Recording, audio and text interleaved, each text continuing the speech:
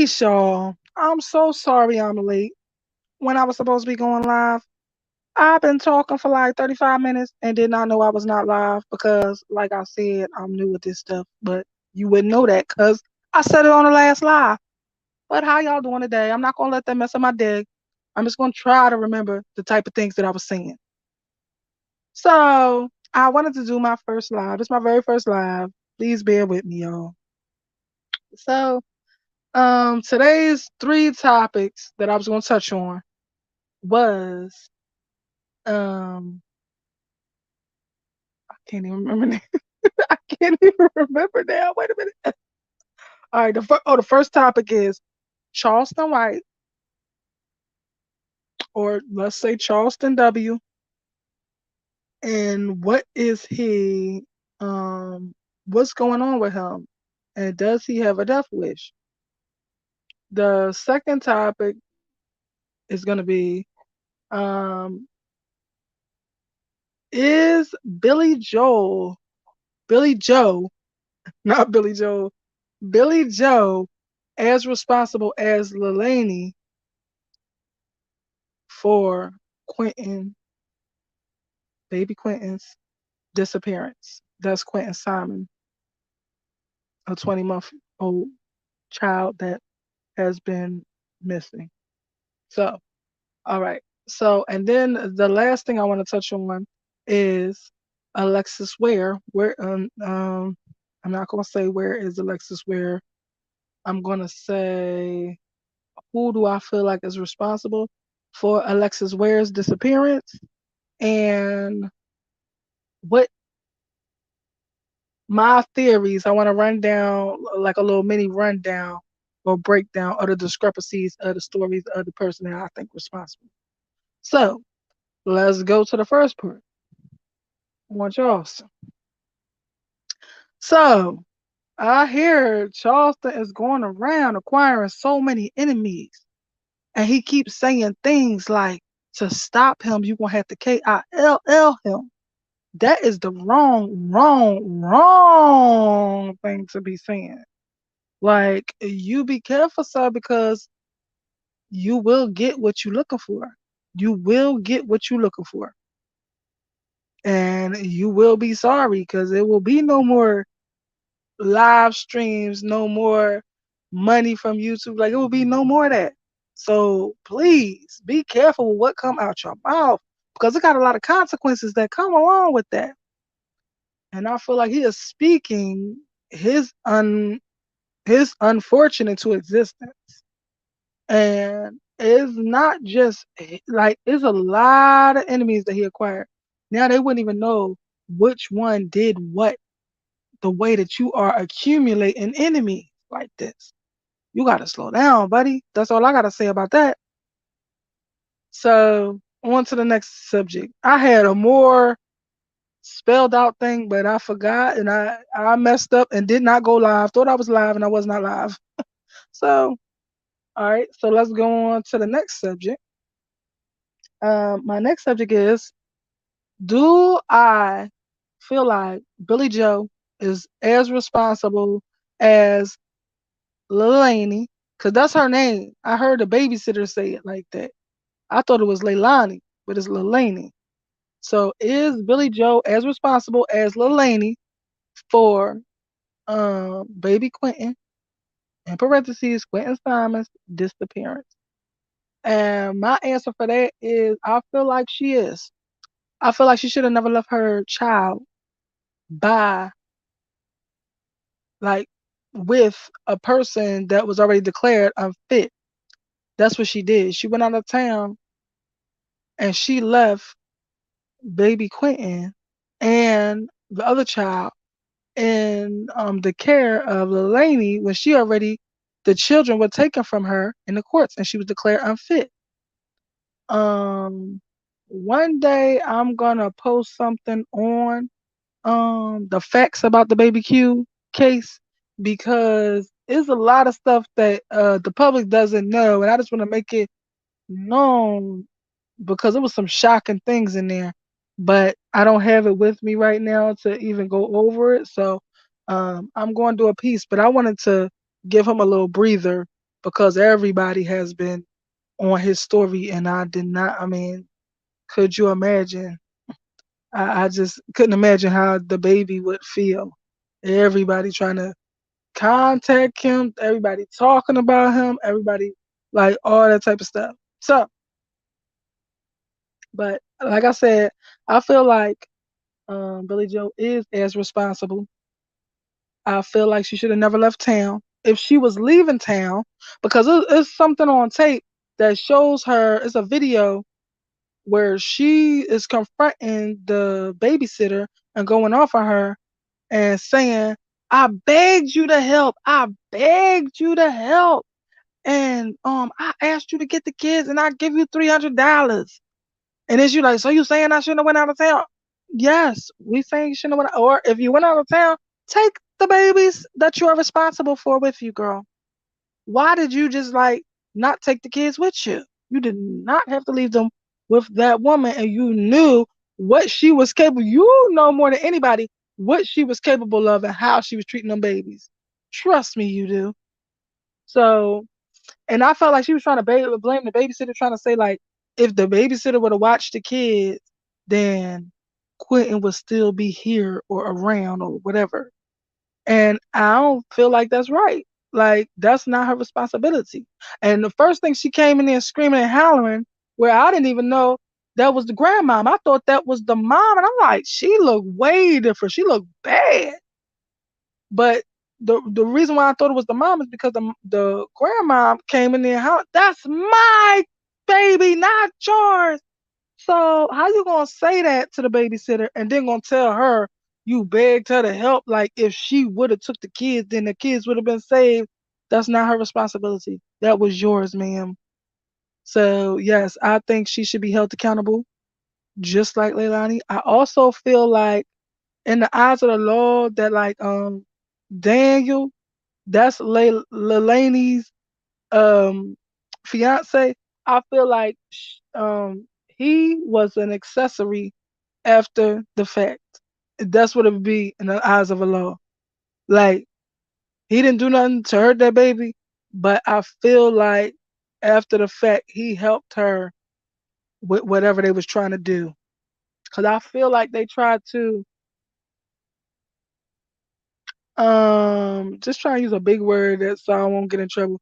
Disembody this baby when trying to dispose or whatever, and but their efforts did not work. What they tried did not fully work, so the baby still can be found. And I also believe that he is within a half a mile away from his home.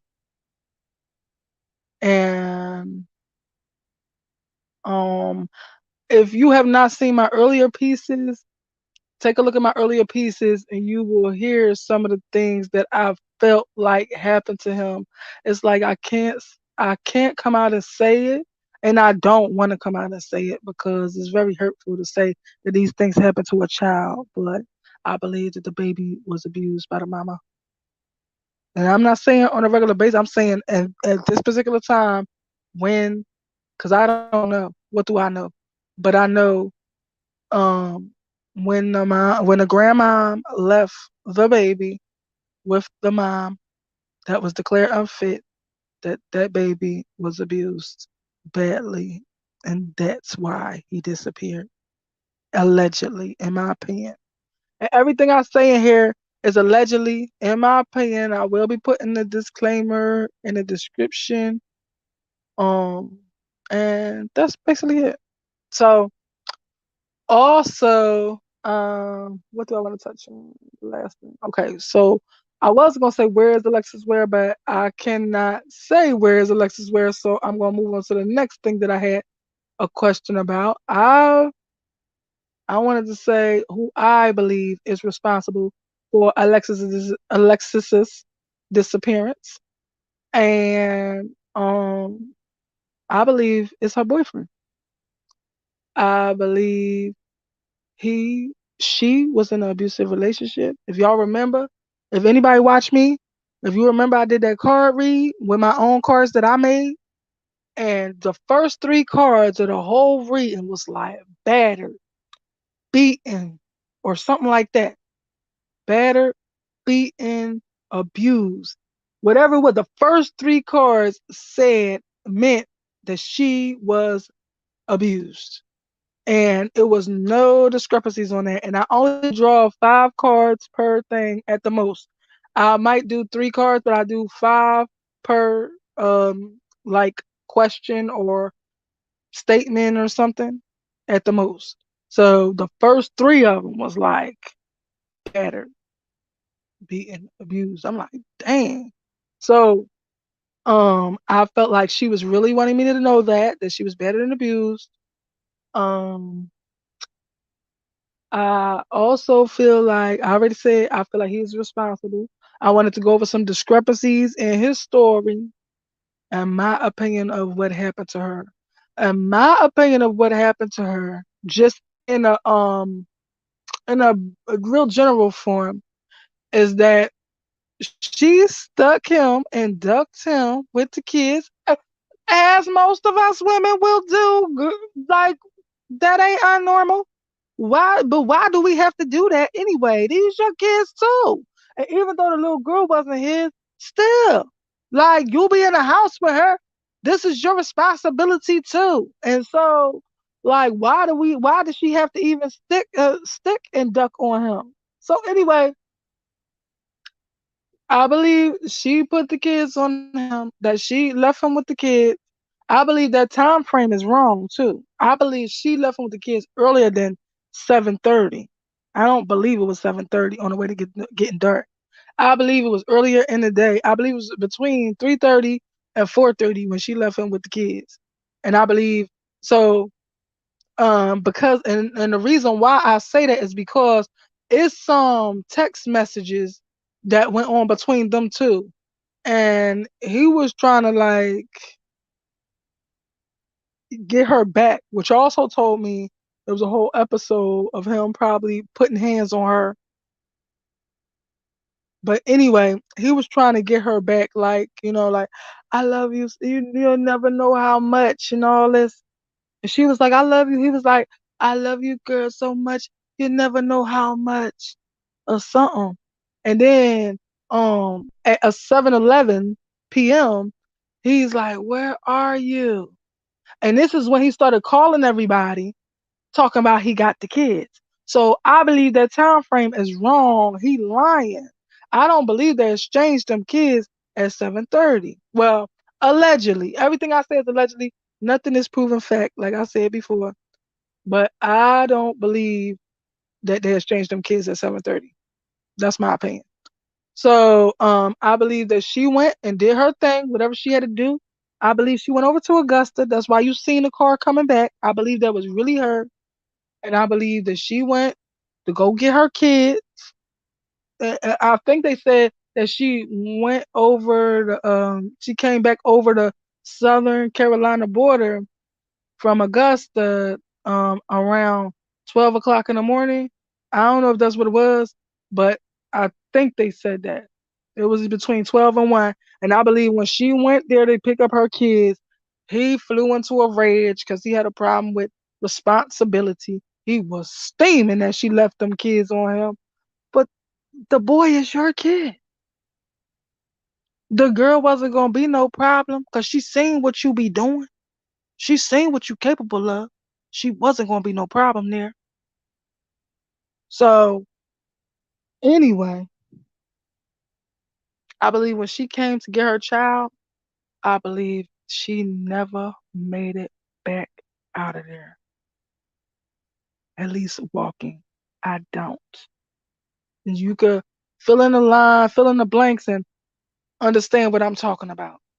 And it's so sad, like, just because she left you with your kid, that's crazy to me.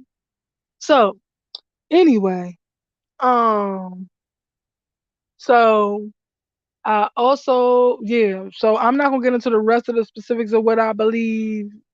But all right, so I'm gonna get into the discrepancies now. The discrepancies in different parts of the story. Where so it's 3 different stories. It's supposed to be one story. The only time the story is told right is on the flyer because he ain't talking. When he start talking, he start effing up. Whatever he came up with in his head as a story to go with, he messed it up every time in the same exact part every time. Like, so it's the part where he was like, she was supposed to go with her mom, go to her mom house, and then he be like, no, she's supposed to follow me to my mom house and something, and he always mess up right there because it's not true. First of all, but second of all, I feel like he was attempting to mix truth with his fiction to try um to try to outwit the situation in case he get hit with a lie detector test or something like that. That's what I think personally. I mean, but what do I know? So that's what I think personally. So um, I believe that he was like, so first he says in the beginning of it, he was in the beginning of his interview with Tracy. That's the activist lady that was first trying to get the word out about Alexis being missing. And another thing, oh, just even mentioning that made me talk about this aunt. I do not trust Alexis's aunt. I do not trust her. I don't like her being around this situation. I feel like there's something wrong with this picture right here. Like she was at the, I don't know if it's supposed to have been a press conference or whatever to get the word out about her being missing with the baby father, the one who I feel like is responsible for her being missing. So why was you there and not her mom there? Because I feel like they did this behind the mom back. The mom had no idea this was about to take place. So why did you feel the need to stand by that man instead of your niece? Like, and she kept peeking her head into the camera, whatever, whatever. It was crazy. But anyway, so when he was on so he did one live with this lady Tracy, the activist, to try to get the word out that Alexis was missing. This was like in February because she went missing on January the 30th. I don't know if it was January the 31st or was it like February the 1st or February the 2nd or something like that. So then another live he did, he had on a purple shirt and he was telling the story. So on the first live with Tracy and the aunt, he was saying that Lex called him and said, I want to get the kids. I need you to get the kids. Can you come get the kids? So he said that was the whole reason for the call, if you ask me. If somebody called me and I'd be like, hello, and then he'd be like, say it was my baby father. He like, yeah, can you come get the kids? That's the reason why he called. So now, so this is what he says. He says she called and says, can you come get the kids? And then she says, right after that, she's running out of gas. What do her running out of gas got to do with you coming to get the kids? See, that don't even make sense to me at all. The fact that she running out of gas don't have nothing to do with you and the kids. You supposed to come pick them kids up, and then you could have dropped us some money for some gas. Okay. So then he said he told her um to meet him. Can she make it? How much she got left? She said 3 miles, and that can she make it up to um the 7-Eleven by Highway 29 or right off of Highway 29. So now he's saying that he asked her could she make it up there, so he's asking her to meet him. Now in the second live, he said that Lex asked him to meet her. And somebody brought that to my attention too. I didn't even peep that at first. Somebody else brought that to my attention. I forgot her name. It was one of my supporters. So one of my subscribers. So anyway, um, but yeah, she brought that to my attention at first. And I was paying attention to other stuff that was off. So I also want to jump to the second live with the purple shirt because there was a lot of disturbing stuff that was in there, and I felt like it was a lot of telling stuff that was in there. Now, when he was talking, he first of all, when he came on there, he was talking all this trash about spiritual readers and all this and this and that. Now, I'm saying that for a reason because I'm gonna come back to that.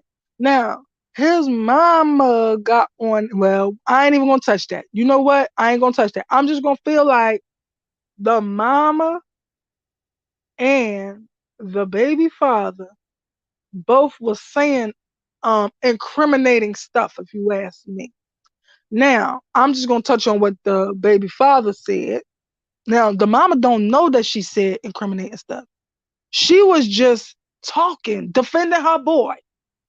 Like, yeah, I had to do this and that. Like, she was like more so gung ho defending her boy. So she didn't even know she was saying something wrong, but he realized she was saying something wrong. Then he tried to cover it up, and then with him trying to cover it up, he's saying more stuff, divulging more shit. So he like, yeah, I was out there in them woods all by myself. My partner stayed in the car. I was out there looking for Lex. And what he say? I forgot what else he said, but when he said that he was out there in the woods by himself and his partner stayed in the car and he was out there looking for Lex, to me, I don't think he was searching for her because why would the partner stay in the car? Your partners would have been out there with you. So the fact that you even said it, that it's staying in the car, it sounds like to me, in my opinion, allegedly, that he was trying to dispose of her. So now, or trying to hide her.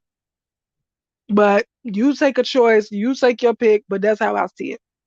So, is there anything else I need to say about my Lex? Oh, also, I felt like she would have never left her kids, and everybody keep trying to make it like she just ran off or she went crazy or she was. To me, the crazy. Oh, and I also have a problem with. I'm not trying to attack nobody, but I have a big problem with the route that certain bloggers are going on. This is like crazy. Like, why are you trying to blame her family? Like, why would you ever think that her mother, the person that gave her life, the person that gave her life, the person who house she stayed at for the last 3 days because she didn't want to be home because she was in fear that somebody might show up who I believe is the baby dad, who everybody going by this story. Why would you surpass his story? I mean, pass by his story just to blame people that could not have possibly done it. Why would the mom take her in and have her at her house for 3 days and then she gonna decide to do something to her? Come on now. Why? What are you thinking? And so, like, I just wish that people would be serious about trying to find out what happened to these missing people. If you want to cover missing people, please be serious about it. Please don't play with them. Don't play on their name. And don't play with their family. And you know you could be held accountable for that if you didn't know. You could be held accountable for that.